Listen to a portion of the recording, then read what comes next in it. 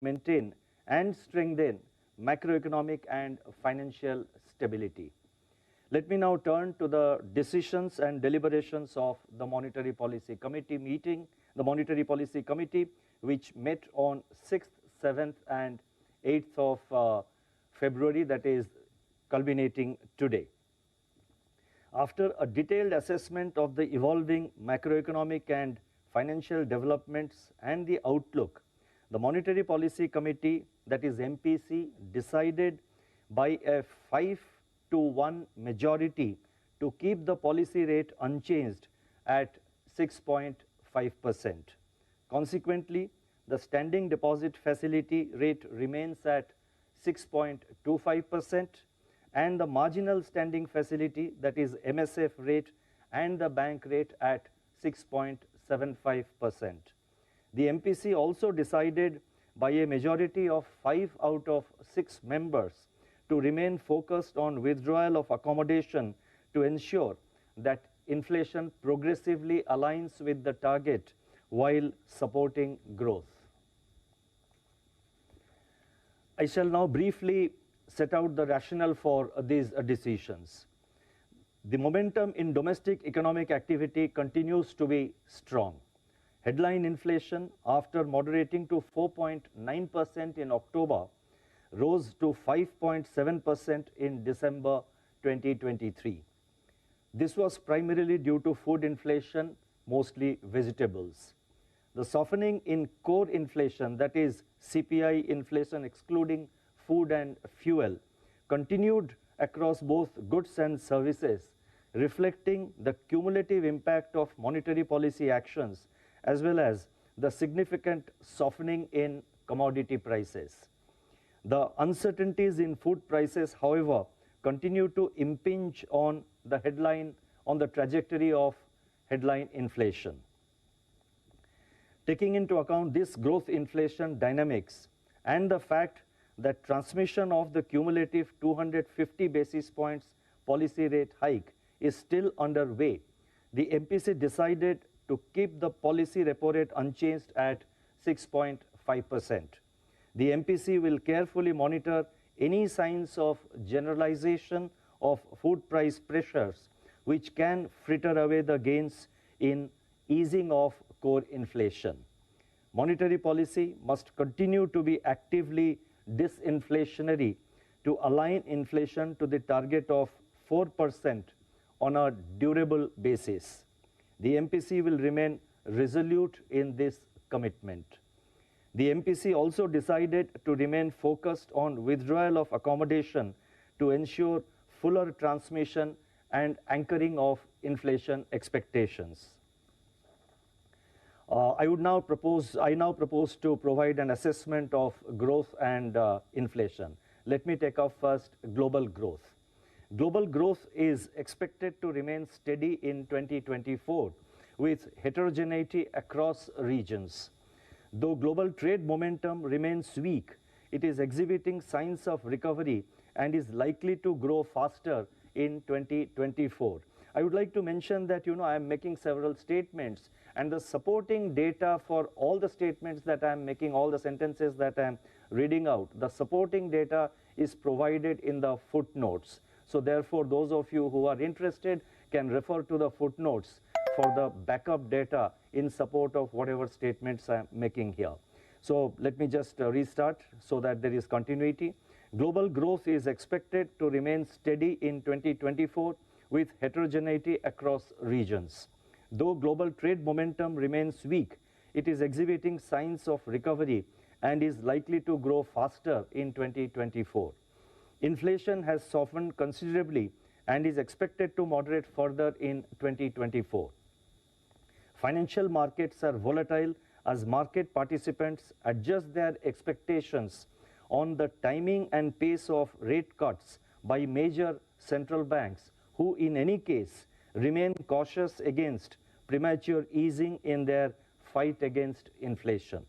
Amidst the current headwinds, elevated level of public debt is raising serious concerns on macroeconomic stability in many countries. Now, this is a new point which I am just introducing, which I am talking about in this MPC, because this aspect, I think, is an important aspect, and it will impact the future trajectory of global financial stability and global financial system. So therefore, this point I thought I must mention here as a part of the monetary policy statement. Now, amidst the current headwinds, elevated levels of public debt is raising serious concerns on macroeconomic stability in many countries, including some of the advanced economies.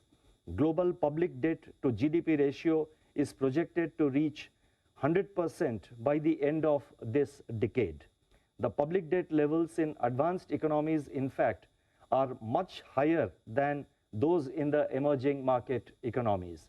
The challenges of debt sustainability in an environment of high interest rates and low growth at the global level can become new sources of stress. Reducing debt burdens is necessary to create fiscal space for new investments in priority areas, including green transition. Now, in this context, so far as India is concerned, going by the budget which has now been presented, I think government is adhering to a path of fiscal consolidation. And as per the projections made by the International Monetary Fund also, India's, that is general government, the debt of both central and state governments are expected to moderate in the years to come. This is just a point of information to put things in the context. Domestic growth. Domestic economic activity remains strong. The first advance estimates placed the real gross domestic product, that is real GDP growth, at 7.3% for 2023-24, that is for the current year, making this the third successive year of growth of above 7%. Going forward, the momentum of economic activity witnessed during the current year, that is 23-24, is expected to continue in the next financial year also, that is in 24-25. Agricultural activity is holding up well despite lower inflation, lower reservoir levels, and delayed sowing. Rabi sowing has surpassed last year's level as well as the normal acreage. The allied sector is also expected to provide major support to agriculture with continued momentum in horticulture and fisheries. Industrial activity is gaining steam on the back of improving performance of manufacturing. The early results of corporates in the manufacturing sector remain upbeat, driven by higher profit margins.